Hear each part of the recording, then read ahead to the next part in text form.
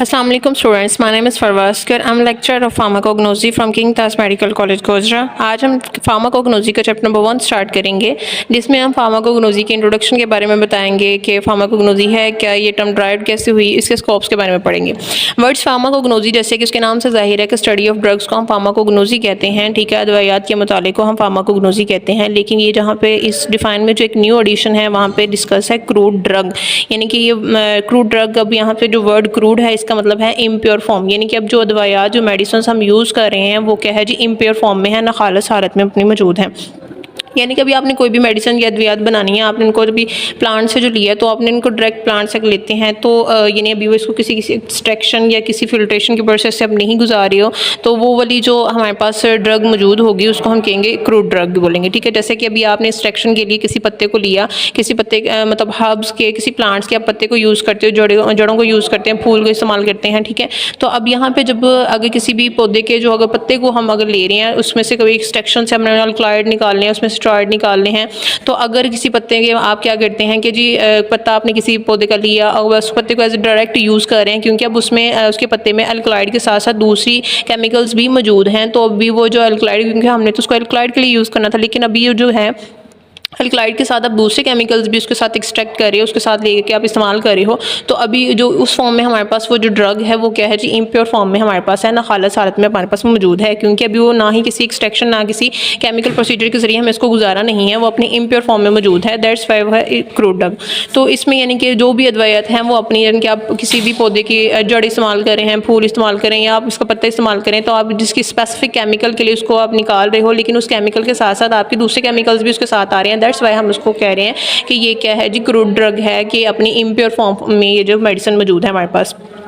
अब ये इसकी डेफिनेशन देखते हैं। It is a branch of science that deal with the study about the crude drug is called pharmacognosy. अब pharmacognosy क्या है जी, साइंस की वो शाख है जिसमें हम क्या करते हैं, स्टडी के बारे में, मतलब मेडिसिन के बारे में तो स्टडी करते हैं, लेकिन कौन सी हैं जी, क्रूड जो हमारे पास ड्रग्स हैं उनके बारे में। अब क्रूड ड्रग्स होती हैं इम्प्योर फॉर्म ऑफ ड्रग्स होती हैं, ठीक है। जैसे कि मैं भी आपको बताया कि इम्प्योर फॉर्म कैसे है, कि अगर आप प्लांट से लेते हो लेकिन उसके साथ कोई दूसरी केमिकल्स या दूसरे भी आ जाते हैं, आप उसको एक्सट्रैक्शन या किसी फिल्ट्रेशन प्रोसेस से नहीं गुजार रहे हैं, तो दैट्स वाई वो हमारे पास क्या होती है जी, क्रूड फॉर्म में होती हैं।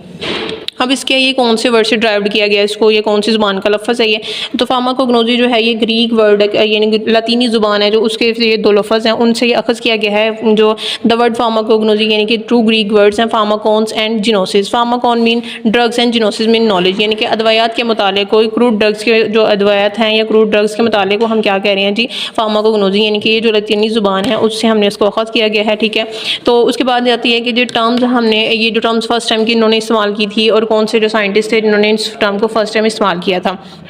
दो साइंटिस्ट हैं यहाँ पे, साइंटिस्ट नहीं बल्कि केमिस्ट हैं। इसमें सबसे पहले जो टर्म इसका इस्तेमाल की थी 1811 में, इस टर्म को सबसे पहले इस्तेमाल किया गया था, जिनका नाम था शेमेडिड। एक केमिस्ट थे, जैसे कि फिजिशियन थे, जैसे कि डॉक्टर्स जो MBBS वगैरह होते हैं, उन्होंने फर्स्ट टाइम इस टर्म को इस्तेमाल किया था 1811 में। 1811 में इस टर्म को इस्तेमाल किया था इन्होंने। उसके बाद 1815 में एक सेकेंड जो केमिस्ट थे, उन या फिजिशियन थे, उसका नाम है सेटलर, उन्होंने इसको क्या किया था, इस टर्म को सबसे पहले मुतारिफ़ करवाया था कि जो अद्वैयात का मुताला है या नाखालिस हालत में जो अद्वैयात मौजूद होती हैं उनका जो मुताला है उसे हम क्या कहते हैं जी, फार्माकोग्नोजी बोलते हैं। देन आ जाता है हमारे पास कि हम अब कौन कौन सी टर्म्स का मुताला करेंगे। अगर इस फॉर्म में मौजूद होती हैं तो उस टर्म को हम क्या कहते हैं, अगर इस फॉर्म में मौजूद है तो उस टर्म को हम क्या कहते हैं। सबसे पहले जो टर्म हम फार्माकोग्नोजी के जो ड्रग्स के बारे में जिसमें मुताला करेंगे उसमें हमारे पास आ जाती है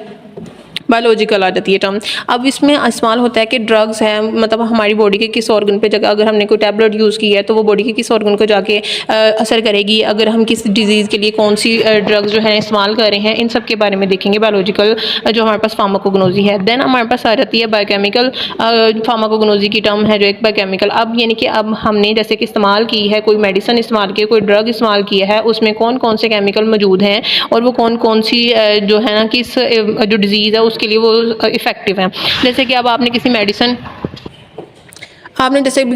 इस्तेमाल की है जिसमें अल्कलॉइड्स मौजूद थे, स्टेरॉइड मौजूद थे, यानी क्या है उसमें हमने स्पेसिफिक, अब जैसे कि फार्मूला मौजूद होता है, डॉक्टर्स हमें कोई मेडिसिन प्रिस्क्रिप्शन देते हैं, उसमें क्या होता है कि टैबलेट होती है, नीचे उसका फार्मूला स्पेसिफिक होता है कि इसमें ये वाले कंपोनेंट स्पेसिफिक उसकी बायोकेमिकल नेचर के बारे में जो बताया होता है। तो इसलिए अगर जैसे कि हमें अल्कलॉइड, स्टेरॉइड्स, तो ये क्या है कि इनके ड्रग्स तो है लेकिन उनकी नेचर में कौन कौन से केमिकल मौजूद हैं उसके बारे में हम इसको बताते हैं।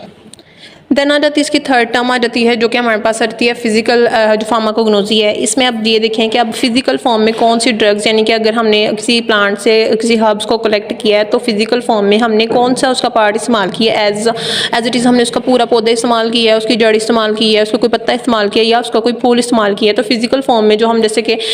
जो ली हमने जो फिजिकल फॉर्म में मेडिसिन या उसको उसके बारे में जो हम स्टडी करते हैं वो फिजिकल, जैसे कि अब आप टैबलेट्स की फॉर्म में हर्ब को ले रहे हो या कोई हर्ब्स की फॉर्म में आप यूज़ कर रहे हो किसी मेडिसिन को, तो ये क्या होती है जी उसकी फिजिकल फॉर्म होती है फार्माकोग्नोजी।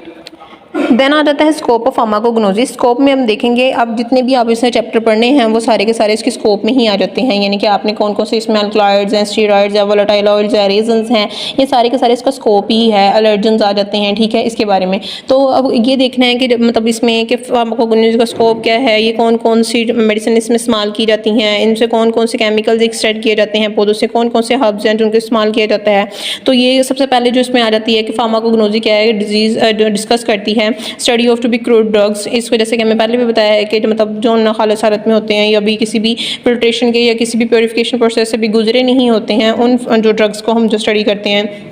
तो वो भी एक स्कोप है कि इसमें फार्माकोग्नोजी में एक तो क्रूड ड्रग, ठीक है, उसके बारे में हम स्टडी करते हैं, उसको डिस्कस करती है। देन आ जाता है कि आपने जो ड्रग्स इस्तेमाल की हैं, ये जो हर्ब्स आप इस्तेमाल कर रहे हो अपनी मेडिसिन की फॉर्मुलेशन के लिए, वो ड्रग्स आप ले कैसे रहे हो, ठीक है, तो उसकी कल्टिवेशन, इरीगेशन, उसकी कलेक्शन, ड्राइंग, यानी कि आपने कौन सा जो पौधा है, ये कौन सी हर्ब है, आपने किस सीज़न में लगानी है, किस मंथ में आपने उसको लगाना है, उसकी वाटरिंग जो है, अपनी इरीगेशन है, उसको कितना टाइम पानी देना है, उसको मतलब या वो डे नाइट प्लांट है, नाइट प्लांट है, उसकी ड्यूरेशन टाइम की, कितनी सनलाइट उसको चाहिए, फिर उसकी कलेक्शन करते हैं कि उसके जो सीडलिंग्स हैं वो कितने टाइम में वो हार्वेस्ट करेगी, उसके जो हमें उसके सीड्स चाहिए या उसके फ्लावर्स चाहिए वो कितने टाइम में उसकी कलेक्शन करेंगे। देन उसको कलेक्शन के बाद उसको कितने टाइम पीरियड में उसको ड्राई करेंगे, ड्राई करने के बाद यानी कि किस हालत में वो, क्योंकि अभी सारी की सारी इम्प्योर फॉर्म में ही वो मौजूद होती है। ड्राई के बाद उसकी पैकिंग कैसे करेंगे, सारे के सारे क्या है क्रूड जो ड्रग्स होती हैं उनके बारे में है कि आप उसको कैसे करते हो, उसकी सीडलिंग कैसे करेंगे, कल्टिवेशन कैसे करेंगे, इरीगेशन उसकी कैसे करेंगे, कलेक्शन, ड्राइंग एंड पैकिंग, सारी के सारे क्रूड मेडिसिन के बारे में।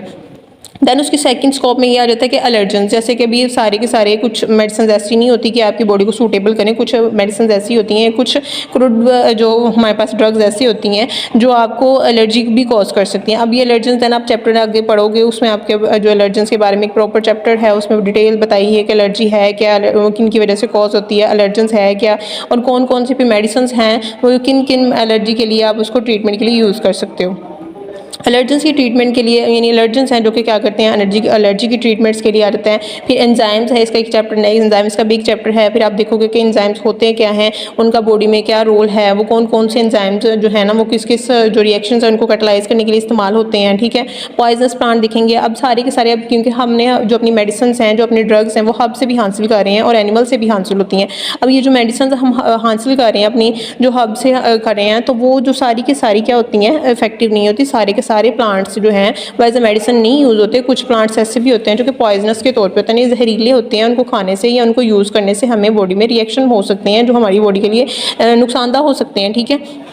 देन आ जाते हैं अल्कलॉइड्स, वोलेटाइल ऑयल्स आ जाते हैं, यानी कि आप पौधे से अल्कलॉइड्स, हाँ ये केमिकल्स हैं। देन आप इसको स्टडी करोगे, एक प्रॉपर चैप्टर है इस अल्कलॉइड्स के बारे में। तो अल्कलॉइड्स के बारे में आप देखोगे कि अल्कलॉइड इसी स्कोप में आ जाता है कि अल्कलॉइड्स की स्टडी आ जाती है। वोलेटाइल ऑयल जो अगर आप प्लांट से हासिल करते हो, अब ऑयल की डिफरेंट फॉर्म्स होती है, क्लोव ऑयल है, इसमें आलमंड्स ऑयल है, ठीक है। तो ये जो ऑयल्स आप प्लांट से हासिल करते हो वो कहते हैं वोलेटाइल ऑयल्स होते हैं। उनकी स्टडी के बारे में आप करते हो कि अल्कलॉइड्स, वोलेटाइल ऑयल, रेजन्स वगैरह जैसे आ जाते हैं, गम्स वगैरह आ जाती हैं, ये सारी के सारी के बारे में आप डिस्कस करोगे। देन आ जाती हैं इसकी हब्स, कि आपने कौन सी हर्ब्स हैं, यानी हर्बल ड्रग्स आ जाती हैं कि आपने जड़ी बूटियाँ जो इस्तेमाल कर रहे हो वो कौन सी जड़ी बूटियाँ हैं, उसका कौन सा पार्ट आपने इस्तेमाल करना है, उसको कैसे इस्तेमाल करना है और कौन कौन सी डिजीज़ के लिए आपने इसको इस्तेमाल करना है, ये सारे के सारा आप इसमें डिस्कस करते हो। आई होप आपको ये लेक्चर समझ आया हो। इसमें हमने इंट्रोडक्शन देखा कि सबसे पहले रिवाइज़ कर देते हैं कि फार्माकोग्नोजी है क्या, ये टर्म कैसे ड्राइव की और ये कौन से वर्ड से इसको ड्राइव किया गया है और इसकी फर्स्ट टाइम किसने इसको यूज़ किया था फार्माकोग्नोजी को। फिर दैन उसकी टर्म्स आ जाती थी, 3 टर्म्स के बारे में हमने पढ़ा, बायोलॉजिकल टर्म है, केमिकल टर्म है, फिजिकल टर्म है, ठीक, इसके बारे में हमने पढ़ा। फिर देन इसके स्कोप के बारे में हमने पढ़ा कि इसका स्कोप क्या है, ठीक है। आई होप आपको ये लेक्चर समझ आएगा और इंशाल्लाह हम नेक्स्ट में पढ़ेंगे।